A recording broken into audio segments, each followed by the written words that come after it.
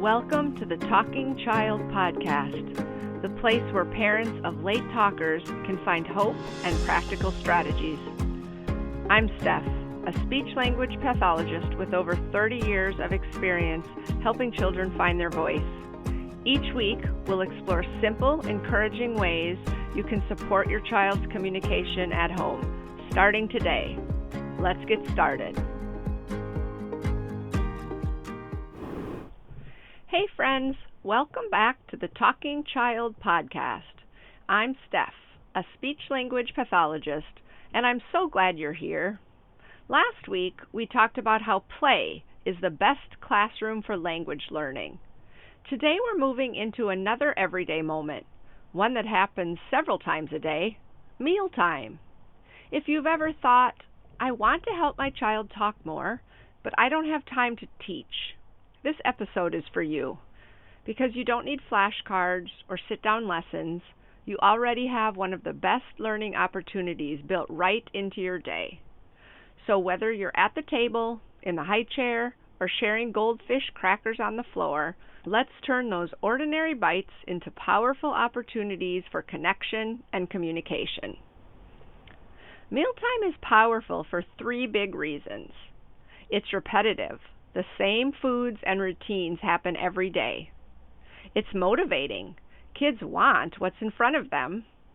It's face-to-face. You're right there together.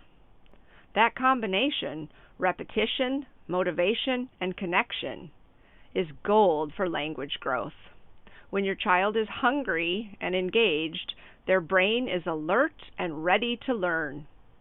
If they aren't talking yet, they're watching your face, hearing your tone, and soaking up words that matter to them. So instead of seeing mealtime as one more chore, think of it as a built-in speech session, short, natural, and full of meaning. Let's start with strategy 1. Narrate and label naturally. Narration means simply talking about what's happening in the moment. Keep it short, warm, and focused on your child's experience. Banana, yum, banana. Big bite, drink milk. Uh-oh, spill, wipe, wipe. These short comments match your child's focus and help connect actions to words. And when you use the same little phrases every day, ready, set, go, or all done, your child starts to anticipate and fill in those missing pieces. That's the beginning of conversation. Here's a pro tip. Replace questions with comments. Instead of, what are you eating? Say, you have an apple. Statements teach, questions test. You're painting the language picture while your child experiences it. The next strategy is to offer choices and wait. Choices empower kids to communicate even without words. Hold up 2 options and name them slowly. Do you want apple or cracker? Then pause. Smile. Wait 5 seconds. That waiting space is magic. When they look, point, or make a sound, you respond right away. Apple! You want an apple! Even if the word isn't perfect, celebrate. Yes, you said apple. Each exchange shows your child that communication works. And here's a secret. Giving small portions creates more opportunities. 2 crackers. Pause. More. They sign or say, mo. You smile. More crackers. You just turned snack time into 5 language turns without any pressure.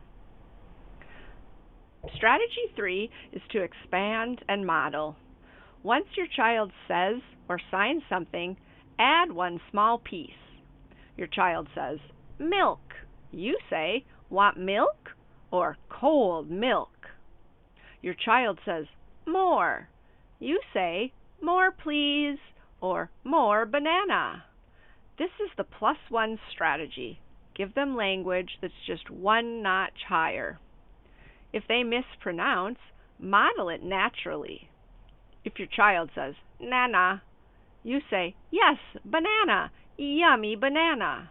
No correction, no stress, just great modeling. And for kids using AAC or signs, it's the same idea. Child presses more, you say, more grapes. You want more grapes. Each repetition is like a gentle invitation. Come say this with me. Now let's make it joyful, because happy brains learn best. Make sounds. Yum, crunch, slurp. Those playful sounds are often a child's first imitations. Use songs like, this is the way we eat our food, or open, shut them, open, shut them. Music adds rhythm and helps memory. Add humor. Put a spoon on your nose or a cup on your head. Uh-oh, silly mommy. Laughter makes words sticky. Create routines. Simple phrases like, thank you for the food, or all done, wipe hands, become comforting anchors that your child will begin to use too. Let's tackle a few common questions that I hear. The first one is, what if my child won't sit still? That's totally fine. Follow them. Language happens anywhere. Narrate their snack as they wander. You have a cracker, crunch. Or I get asked, should I use baby talk? Use real words in a playful tone. Exaggerate sounds, but keep the vocabulary correct. Or you may wonder, how much should I talk? Think balance. Speak, then pause. Give them space to respond with a sound, look, or gesture. Or finally, what if meals are stressful? Choose one low-pressure snack a day for language focus. Even 5 calm minutes counts. Let's take a quick peek behind the science. Every time you notice and respond to your child's communication, a look, a sound, a sign, you're wiring their brain for language. That's called responsive interaction. It's the most powerful driver of speech and social growth. So it's not about drills. It's about connection, timing, and joy. When your child feels heard, they want to communicate more. Let's look at some real-life examples. At breakfast, you say, cereal, crunchy cereal. The child points to the milk. You say, milk, pour milk, splash, and then giggle, funny milk, splash. During snack, you say, grapes or crackers. Your child says, gray, and you say, grapes. You said grapes. Great talking. Cleaning up after dinner, you say, uh-oh, juice spilled, wipe, wipe. The child joins in, language and teamwork all in one. Here's your challenge this week. Pick one meal or snack each day to slow down and focus on language. Do these 3 things. Narrate what's happening, offer choices and wait, and expand on what your child gives you. That's it. 3 small steps, 1 big impact. Remember, you don't have to be perfect. Your joy, your voice, and your presence are what matter most. Every smile, every yum, every silly moment at the table teaches your child that words connect and their voice has power. You're doing such a great job.